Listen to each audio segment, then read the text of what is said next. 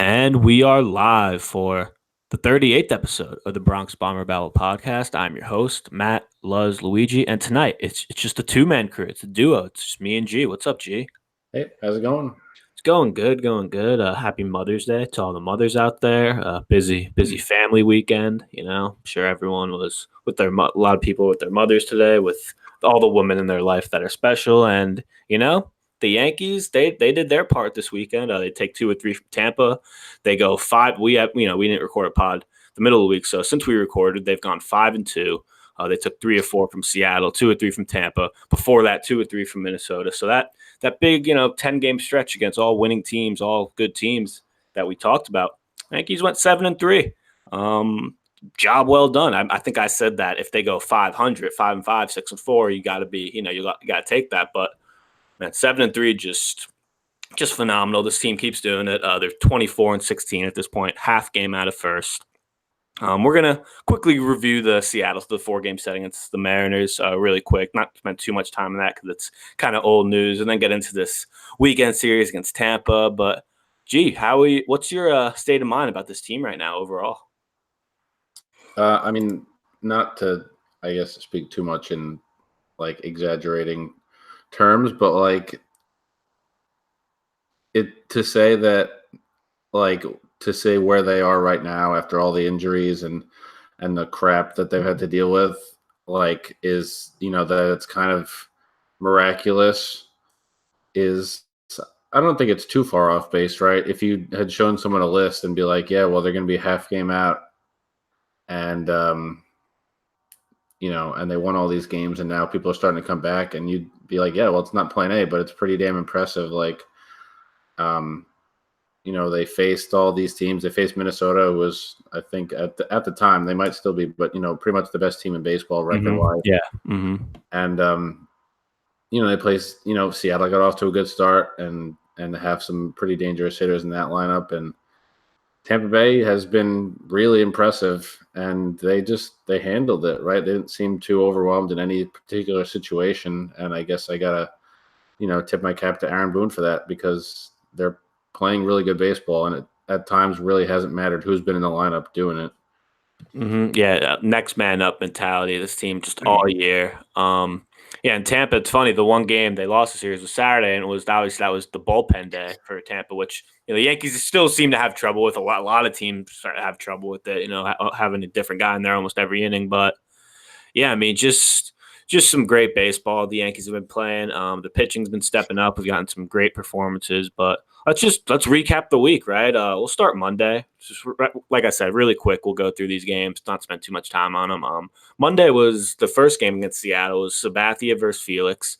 And, man, the Yankees just bombarded King Felix early on. Voit goes deep. Gardy goes deep. Tyro Estrada gets his first home run. DJ LeMahieu and Urshela both get RBI singles. It was 7-0 in the third. Got a little close. CC on the mound gives up a couple homers in the middle of innings, but at the end of the day, Yanks take this one home, 7-3. Bullpen came in, shut it down. It was, obviously the Yankees scored 7 runs in the first inning and then none through innings 4 through 8. But yeah, this was a great performance by them. The bats just, credit to Felix. I think the broadcast was saying this during the game that, most pitchers would have been out of there, but Felix, he ended up going 5 innings even after giving up all those runs. So, he kept the Mariners in the game, made it a little interesting, but at the end of the day, Yanks started off their week with a 7-3 victory. Tuesday night, the game, this was a really good one. This was a game that was started by Tanaka, and Tanaka pitched well, 6 1/3, 5 hits, 2 runs. He was going up against Gonzalez, though, who, man, he's just been great this year. He had another great start, only 6 innings, 1 run. The Yanks were down in this one, 4-1 late on. This was the game that your bullpen was kind of burnt out, and you go Holder, you go Canely. Canely almost lets up a run. I think he loads the bases, but worked the clean inning at the end of the day. And then Joe Harvey comes in, and he no earned runs, but nevertheless 2 runs do score in that 8th inning. But the Yankees, they score 1 in the 8th on a wild pitch. And by the way, I just wanted to say this: the Yankees, it seemed like they scored at least like 5 or 6 runs this week from wild pitches. Like like so many different games, they would get a run from wild pitch. It just, I mean, it was great to see, but I just found that so funny. It had to happen at least 4 or 5 times this week. There's a But Gary Sanchez joke in there somewhere, but I'm yeah, not no, no, thinking no, it. no, no, not this show. But yeah, the Yankees, they're down 4-2 heading into the ninth, and they're facing former Yankee legend Anthony Swarzak, and man, he lets up the game tying home run to Urshela, gets taken out, has another classic reaction on the mound, and then DJ LeMahieu, he wins it. Maben gets on. Yeah, I think he stole second, I believe. And DJ LeMahieu, RBI single. Maben just gets in there ahead of the throw. I mean, he was booking it. And the Yankees probably, I mean, this was probably, you could argue, the best win of the year so far through, the first 35 or so games at that point. I mean, this was a great win. This was really a game that, kind of seemed dead, right? It's 4-1. Joe Harvey's on the mound. You kind of say, all right, we won last night. Used a lot of the bullpen. It's fine. You'll take it. But, man, there's no quit in this team. Gio Urshela just hit a 433-foot bomb. He had a phenomenal week. Yankees win this one 5-4. Yeah, this was a great win. This game deserves a little bit more talking about because this was just such a great win. Really, a game like they looked dead kind of the whole time, right? Like their one run they scored up until the eighth inning was in the third inning. They're down 4-1 heading to the eighth, and like I've said before about this team, they just don't quit. And man, like it's so funny because there's been a lot of games this year where the bullpen's kind of just not in a great state. And even though you use Holder and Canely, after that it was kind of like they didn't want to use anyone else. And Harvey, he got roughed up a little, but no earned runs. He gets his first win, and the Yankees take it. But yeah, I mean Gio Urshela, but I think someone was talking about it on Twitter. I mean, this dude's. Well, we're gonna have our first quarter of the season show this coming week, reviewing the season so far. But I mean, man, the team MVP's got to be either Gio Urshela or DJ LeMahieu at this point, right? I mean, those guys have been phenomenal. And they were they were the two heroes on Tuesday night. Yeah, Gio Urshela is. I mean, it's at some point you just kind of have to shrug and just laugh and go with it because he's been unbelievable and he came out of. I mean, they got him from the minors, I think, in like the Indian system or something. Yeah, he got him, I believe, like the first week of last August, and he, right. And he was always noticed for his glove, but the fact that he's just hitting so well now, I mean, it's just a bonus at this point because we all know how great he is in the field. Like it's stuff like that kind of when you have all the injuries, right? You lose Andujar after basically like 1 weekend of the series or of the season, and you throw up your arms and be like, oh crap, now what we do? Like 159 games to go. Like you have Gio Urshela a month later, batting 400 over a span of 15 games, hitting game tying home runs. Like it's stuff like that though that, like you said, the team doesn't quit. Like it's stuff like that helps you really establish that that mindset and kind of write the story of your season. Absolutely. Shifting to Wednesday's game, this was not a good one. This Kikuchi was on the mound, Pine Tar Boy, and it was against Johnny Lasagna. Johnny Lasagna only went 4 innings, gave up 4 runs, 6 hits. He wasn't pitching all that well. Kikuchi had a shit ton of pine tar in his brim of his hat, which I get, like a lot of pitchers do, but it was so obvious he was going to his hat every pitch. It was pretty incredible.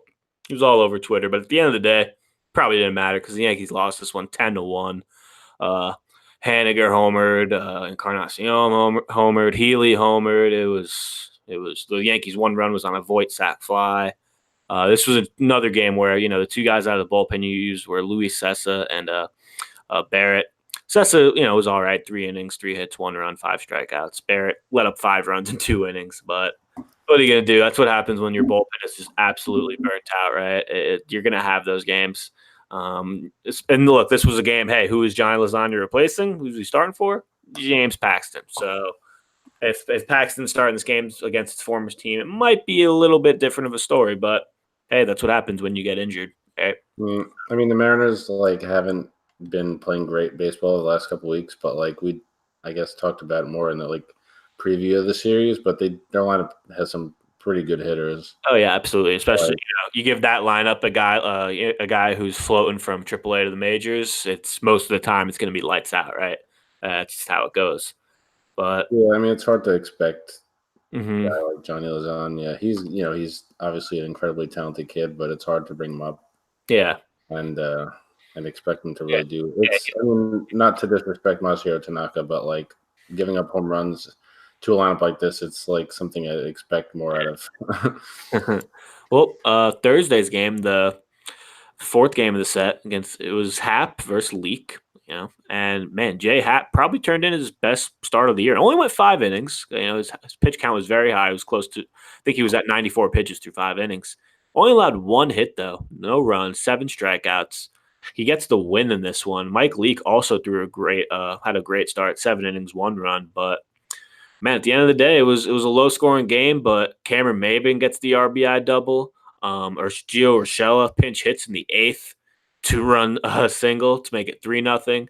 Chappie allowed a homer in the ninth, but at the end of the day, it didn't matter because he still got the save. Yanks win 3-1.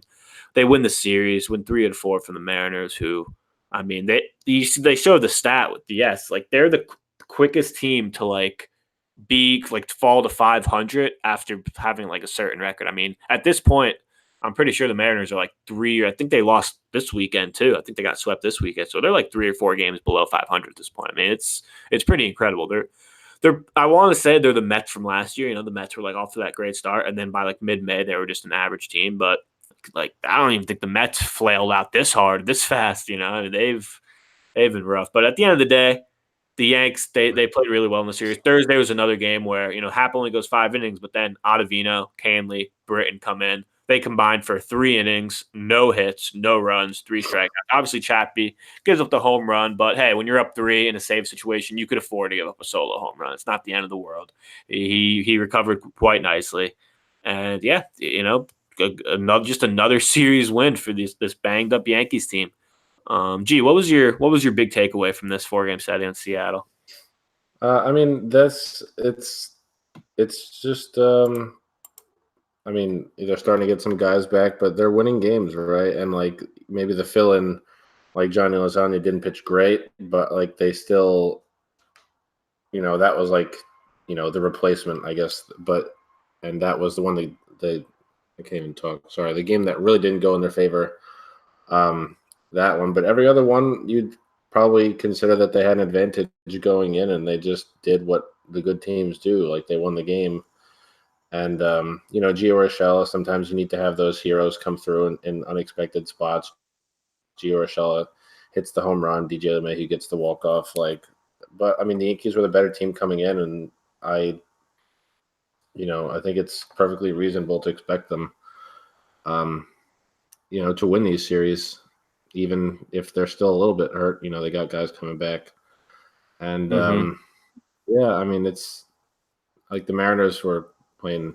I think I saw a tweet maybe like a week and a half, 2 weeks ago that said like the Mariners had gotten off to that hot start and their run differential over a course of maybe like 4 or 5 days went from plus 40 something to like +5. Like they had been playing pretty bad baseball coming into this series, and the Yankees were able to take advantage and win the 3 out of 4.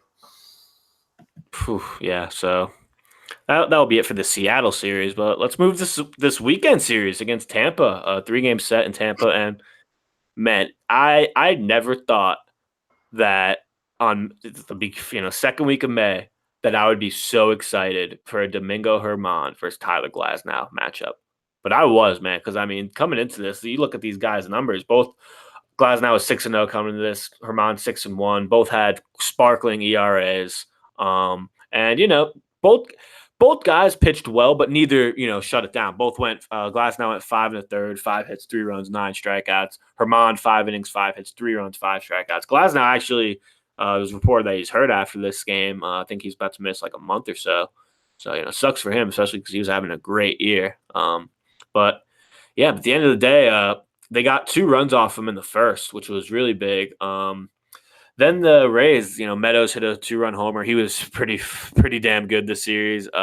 Former Yankee great G-Man Choi followed it up with another homer, a solo shot in the fifth to give the Mariners lead, Yeah, or well, give the Rays the lead. I'm still at the last series, but guess who got the go ahead winning RBI? It was Gio Urshela. It was a 2-run single in the sixth, put the Yankees up 4-3, and man, this was like the shakiest the bullpens looked at, like without giving up a run, because Ottavino, like Canely was great, right, as usual this year, but Ottavino comes in, gives up a hit and 2 walks.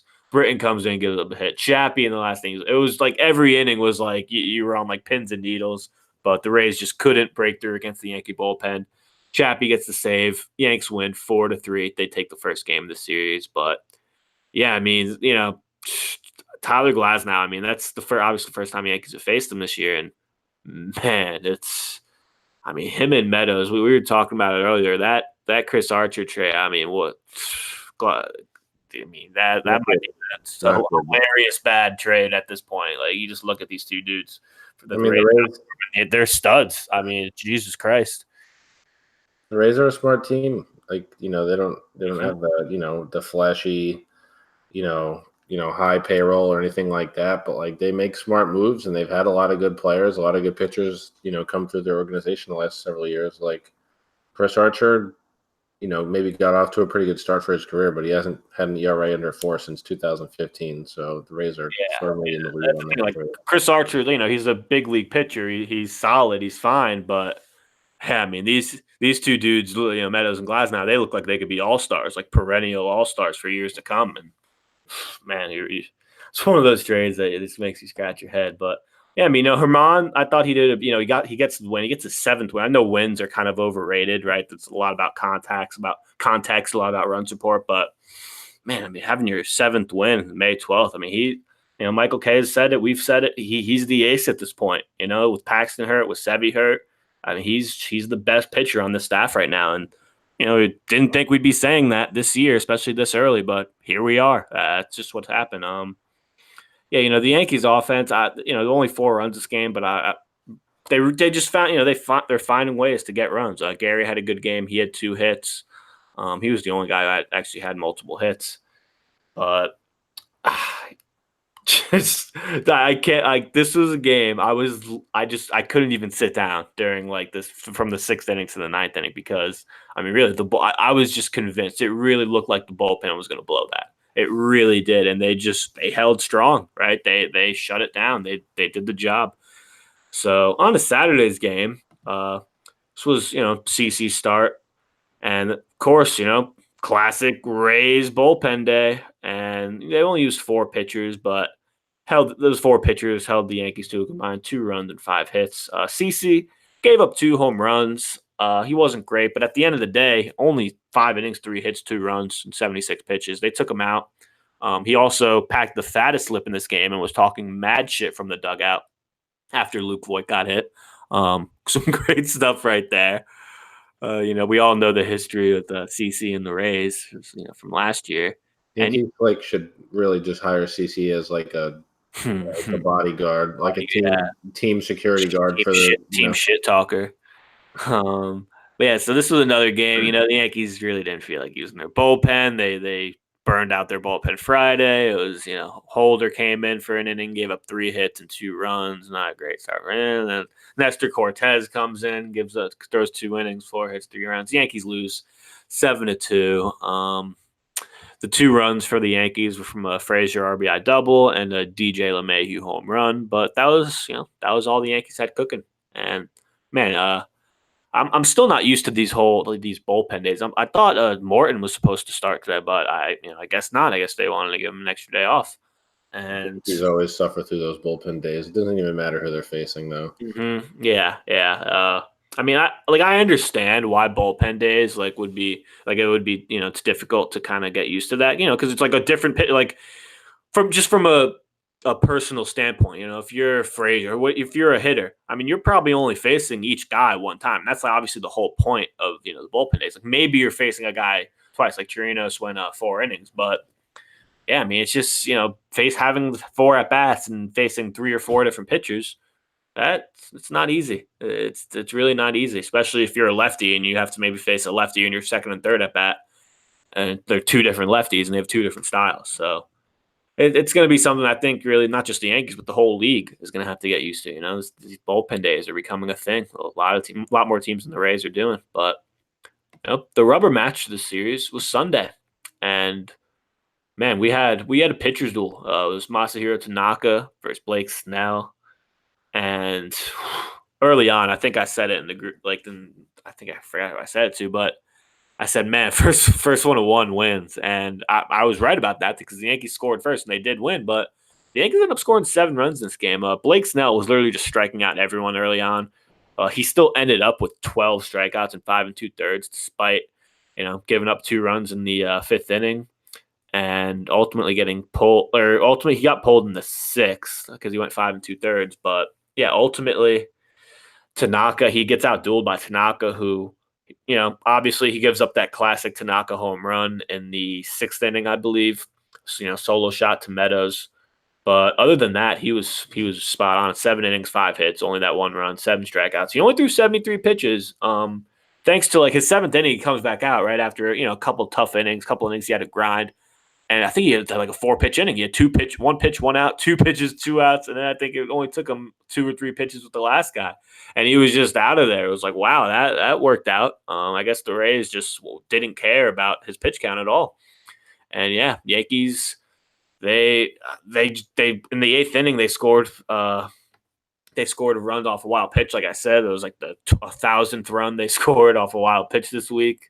Thairo Estrada gets his second career homer, an opposite field shot. Gio Urshela gets another couple RBIs, an RBI double. And then Gardy finishes off this little sac fly. And the Yankees win 7-1. They win the series. They go 5-2 this week. Well, what a phenomenal week for this team. I mean, they just keep playing solid baseball, and it goes back to the pitching. I mean, just what a start from Tanaka today. He was in his zone. His pitch count was low all day. He probably could have went 8 innings, but no reason to stretch it. Your bullpen was rested. They went with Britton, gave up a couple hits, but at the end, had second and third, 1 out, but gets 2 strikeouts, gets the job done. Chad Green returns, right? He just got recalled from AAA earlier that day, and what does he do? Strikes out the side in order, 12 pitches, looked dominant. Take that with with a grain of salt. Obviously, it's just one outing, but man, he could return to old Chad Green. That's a huge addition. Yankees win 7-1. Like I said, they finished the week 5-2. Man, just great. I'm just so happy with this team because the title of this episode is like, wait, how's this team 24-16?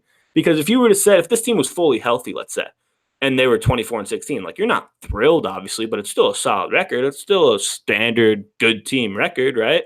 So you can't be happy with this team. Aaron Hicks should be coming back tomorrow, man. But who's the player of the week? And I think we both have the same guy, but just go ahead.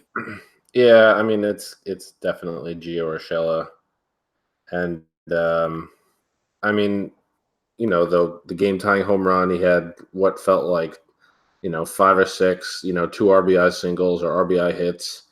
Late in games and at important moments of these games, like, the bullpen, we'll talk more about that later, because it's still proving, despite some injuries and ineffectiveness, it's still proving to be, a strength and a pretty good weapon that Aaron Boone can deploy. But, like, another part of it, whether your team is injured or not, is just the ability to manufacture runs, especially against good teams. They faced all good teams this week, and you have to be able to manufacture those runs, to win these close games against these good teams. And Gio Urshela was the man who did it this week. Yeah, I mean, he's really been doing it all year, right? I mean, I believe he had – well, it's funny because Sunday's game, he was 0 for 4 with 4 strikeouts heading to his last at bat. And, it doesn't stop him from getting that 2-run hit, to kind of really put the game away. But, yeah, overall, I think he had 9 RBIs for the week. We all know, like I said, we all know about how great he is in the field, but I mean, him just hitting the way he's been hitting is just such a bonus. And we'll get into Miguel Andujar after because he's been really struggling. But I mean, it's just you really can't see in a world where Andujar is playing at third every day over him once his team gets healthy because he's just such the better option right now. It's really no debate. Yeah, Urshela has been incredible. But What pissed you off this week? If could be something from the weekend, something from earlier in the week. What pissed you off this week? So, I mean, we joke about it a lot, and I was going to make a note of it, like, as a joke, but Brett Gardner really did piss me off this week. Like, Rightfully so. Like I love, like I say, I defend Guardy. I love Guardy, but yeah, he had a rough week. he's been a career Yankee, and that's wonderful. Like, he got benched down the stretch last year when they got Andrew McCutchen because McCutchen, added a little bit more to the lineup and still played good defense. Like, Brett Gardner's been playing every day. And, the injuries are basically the primary reason for that. He's been playing center field. He's batted first and third and sixth and ninth and batted everywhere. Like, he's just not very good right now. Like, for the season, he's batting 204 with 6 home runs, 15 RBIs. The last 15 games, though, I guess if you're looking more into like the recent, why I'm, I guess, getting so mad about. Over the last 15 games, he's batting 143 with 1 home run, a 232 on base percentage. Like, man, I mean, I think it was Andrew, one of the previous pods said, he just, he doesn't really matter. He's not really like a leadoff hitter because all he can really do at this point is just swing for the fences. Like, so, I mean, it makes more sense to have him bat maybe third or sixth because that's all he can really do is hit, just try and hit a pop fly and try and turn on one. And I guess we'll see, right? You had Clint Frazier play well for a couple of stretches of time, and you've had you have Hicks coming back tomorrow. Eventually, Giancarlo Stanton and Aaron Judge and all those guys. Like, but I think going from tomorrow is going to be the first real, I guess, you really start to see what they're going to do because it's hard to really see if the team can get as healthy as they can get.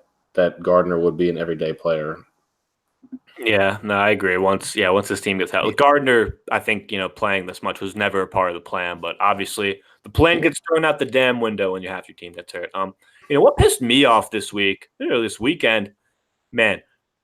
Everyone's talking about it. Tropicana Field fucking sucks, man. I mean, Jesus Christ. Like, look, I'm a Florida resident. I've lived in Florida my whole life. It's like, even I'm not from Tampa, but I mean, it's such a, St. Pete, that whole area. It's such a nice area. It's such a nice test city. It's really nice around there. They could have such a nice stadium with their retractable roof by the water, by the bay, wherever. They play in a fucking dump. I mean, the lights go out on Sunday. You have balls hitting the catwalk, coming on back into play, guys losing balls, and it's terrible. It's such a dump. The lights in the Sunday's game, though, if in case you missed this, it was, I think that Zach Britton just got it, struck out the last batter of the inning, gets out of the jam, and then all of a sudden, like 10 minutes go by, right? And I think you said it, G. You're like, yeah, what happened? And like I kind of just looked up, and I thought like there was just something wrong with my TV or my internet, right? I'm thinking like, I guess my MLB TV streams stopped playing or something. But then as you look on Twitter, you see, oh, wait a minute, the lights went out in Tampa and at the Trop. They have no lights. I mean, it was like a 30, 40-minute delay. It was quite a bit of time. I mean, just unbelievable. I mean, just how shitty of a park that is. It's you see like a guy like Phil Hughes tweeting about just how like terrible the Trop is, how they should just blow it up. It's really a joke. That it really pissed me off this week. Not that it mattered because the Yankees, we legit came back and Estrada hits a homer and they get 4 runs and they kind of just put the game away. So not that it mattered, but man, it's just pathetic at this point. Like, and look, the Rays are a really good team too. That's a shame. They won 90 games last year. Looks like they're on their way to win, another 90 this year. They deserve a better park than that. And like I've said, Florida is such a beautiful state. There's so many places you could you can make and build a beautiful stadium, and they play in like a trash can. It's just. I mean, I'll throw this out there, right? The Marlins have been really bad. Miami Marlins have been really bad for a long time, and they still managed to get, a pretty nice new ballpark. Oh, that ballpark, quite a few times. That's a very nice ballpark. It really is. It's not the best area in terms of like traffic and getting there, but yeah, I mean it's a really nice ballpark, and I mean, Like, people ask me all the time, like, yo, man, if you're a few hours away from Tampa, have you ever, or you're a few hours, I always say Tampa, it's really St. Pete, but have you ever been to the Trop? And I'm like, no, that place, why would I want to go to a game in some dome? Like, it's just so dumb. The Rays might not even. I mean, they're not like obviously rolling in it. Like the Yankees probably have a lot more room to spend money on things, but like the Rays have been really respectable and solid for a good number of years now, Yeah, and that's like not even a consideration. It seems like. Yeah. There was something I forget. I think it's a place called like Ybor City, like YBOR City, and there was some like proposal for the Rays to make a stadium there. They had like the blueprint, but I don't think it got passed. And yeah, they're probably going to be in the Trop for the foreseeable future, which just really sucks because like if I really just hate watching games there. It's such an ugly place. How many times have we seen a Yankee infielder or outfielder just lose a ball in that awful like catwalk or whatever? It's awful. Please blow that place up. But bonus, what pissed us off this week? We're happy to have him back, but man, Miguel Andujar looks lost at the plate, man. I mean, he looks so bad at the plate. I think he went. I Oh think he my! had like one hit I all think week. he was like 1 for 20. I think he was like 1 for 26 this week. I mean, just brutal. Just he's 6 for. No, this doesn't have the stats, including today. But coming into Sunday's game, he was 6 of 42 for the year. He's now 6 of 47 for the year. He's hitting 128. Man, It took us all a few days to realize just how bad he was doing because we were all probably as a fan base so excited that one of our I guess bigger named injured players came back. Mm-hmm. But after those couple days, and it really started to settle in, and he really just looks bad. Like he just looks like I think. I think it was like Lindsey Adler and John Boy or someone who were talking like, yo, has Andujar even like hit a ball hard since he got back? And I think Lindsey Adler said he only had like 3 barrels since he got back, and they were all like caught for outs. And yeah, I mean, he just like, it's like he's down 0-2 in the count every single time he's up. Every time, whether it's he's chasing a pitch or he looks lost up there. I look. I think the Yankees, they said they know who they're going to send down tomorrow for Hicks. It might be Andujar, and I wouldn't have a big problem with it. Tauchman, obviously. I don't think it's going to be Maben because Maben's played really well. That would be a dumb move. I think it's going to be either maybe Tauchman or Andujar or one of the bullpen guys, one of the back-end bullpen guys. But I really wouldn't be surprised if it was Andujar because hey, man, there's no shame in saying, hey, he doesn't look ready yet. Maybe he's not 100% healthy. Maybe he just needs some more time. I don't know, but he just does not look. He's DHing right now.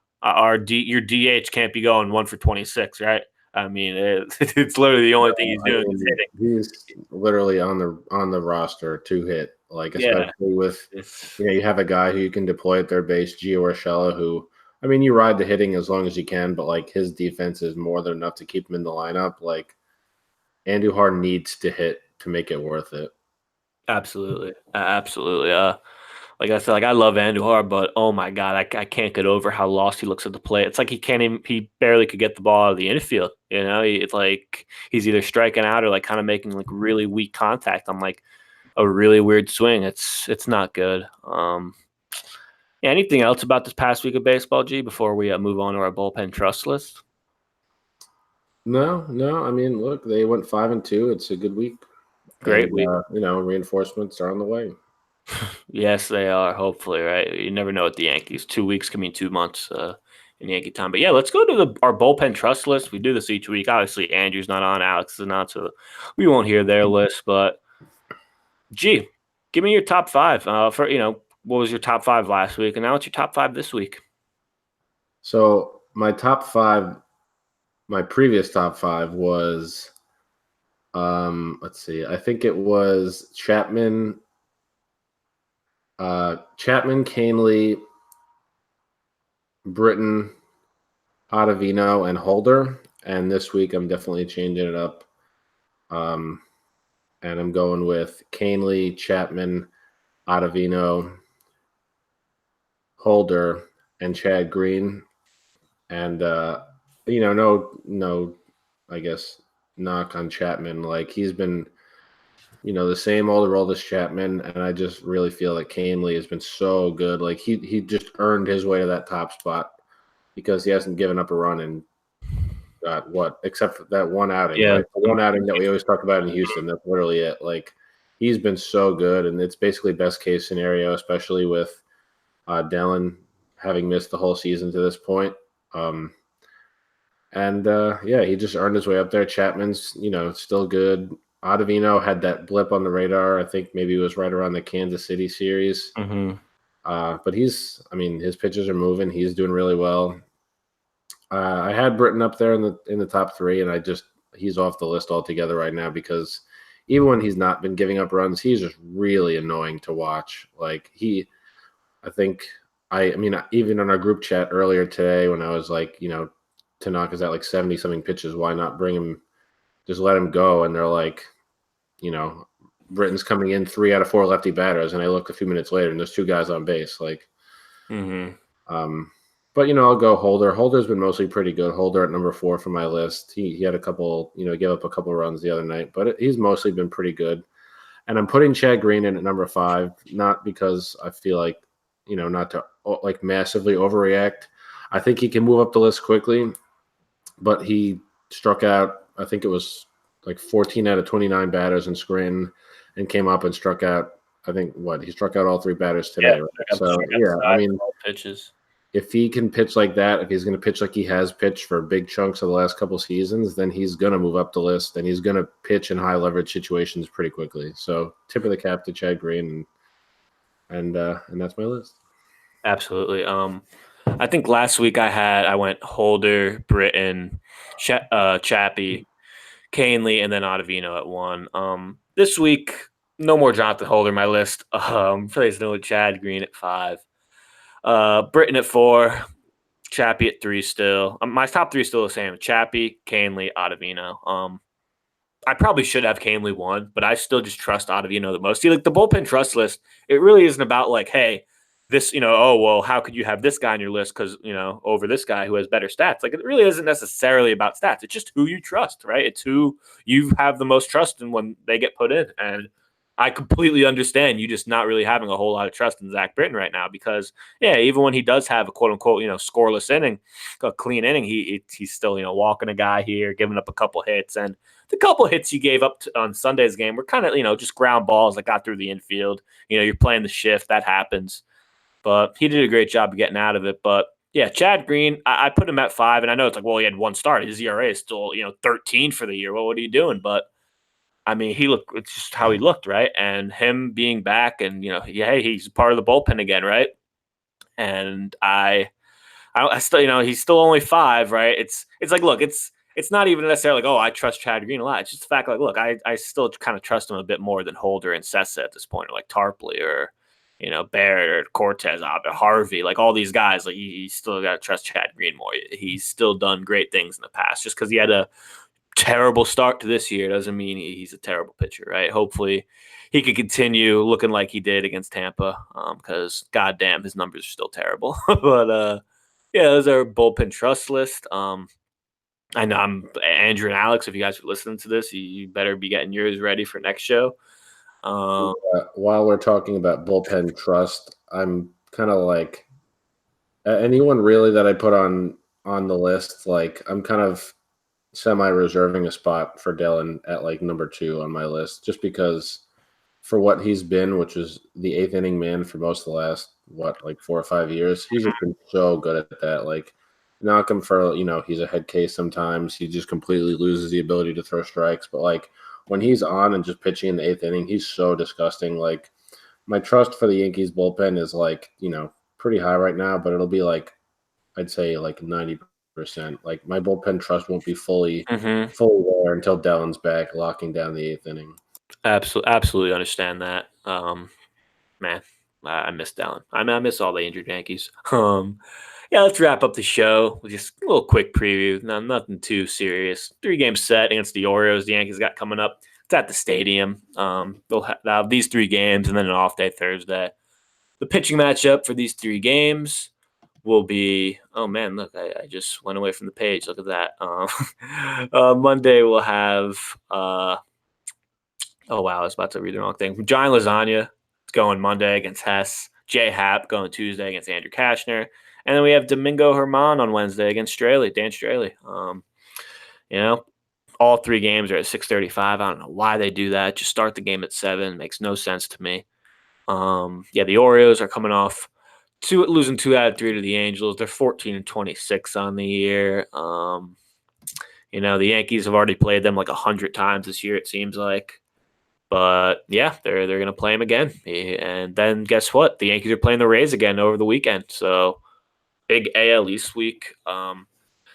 Man, the Orioles, their offense hasn't been like awful. It hasn't been great, but it hasn't been awful. But their pitching is it's bad. Dylan Bundy really hasn't had a good year. He's probably their most talented pitcher, but he just hasn't had a good start. Andrew Kashner, he's been okay, but when Andrew Kashner has the best numbers in your rotation, you're probably not doing too well. So should be another series where the Yankees should win, right? They should take 2 out of 3, but you never know. The Yankees going into a series against inferior teams, always a slippery slope. The Yankees got Cashner on opening day too, and they got him. So I definitely would love for them to repeat that. I just figure that bad team, you got to take 2 at least. I mean, it's hard to be like, oh, you definitely have to sweep because they're major league players, but you got to win 2. And I mean, they quote unquote they really probably should sweep. Yeah. It's you have Johnny Lozano going Monday, so I'm not saying he's just automatically going to have a bad start again, but it's nothing's a guarantee, especially in baseball. But I mean, this is what separates the good teams from the great teams, right? Being able to just take care of business against inferior teams, because goddamn, after we watched them, we were practically tearing our hair out last year when they lost games to the Orioles and the Blue Jays, and God, they lost. The Red Sox. We talked. The Red Sox destroyed those teams. All the the bad teams in the division, they destroyed them last year, and the Yankees were kind of middling. So yeah. Well, I think that'll just about do it for us. Great week for the Yankees. Been despite all the injuries, despite not being able to watch guys like Judge and Stanton and Sevy, this team's been fun as hell to watch. Different, like we said, different guys stepping up. Gio Urshela just dominating. Thairo Estrada, just also another guy I want to shout out. He's been doing great job for the Yanks. Even Mike Talkman today on Sunday's game had a nice hit, got hyped. You love to see that type of energy. Like this team, they're such a united bunch. They're such a energetic, resilient bunch. It's awesome, man. It really is awesome. I didn't think I'd have this much fun watching a team this injured, but here I am.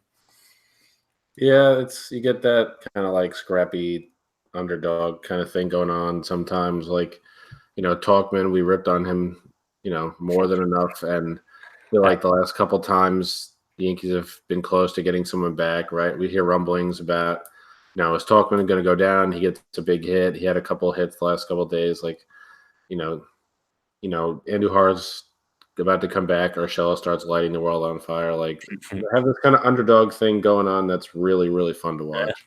Yeah, absolutely. That'll just about do it for us. Like I said, we're gonna have a couple shows this week. Probably do our review of the season so far. We're gonna do 4 of those for the year. We're probably gonna do the first one this week. It's an all AL East week. You got the Orioles Monday through Wednesday, Rays Friday through Sunday. We'll be here for it all. Hopefully the Yanks can keep that stretch of winning series going, right? They just been winning all their series. It's a good trend to keep. But for Luigi, for G, this was the Bronx Bomber Ballot podcast. We'll see you guys next time.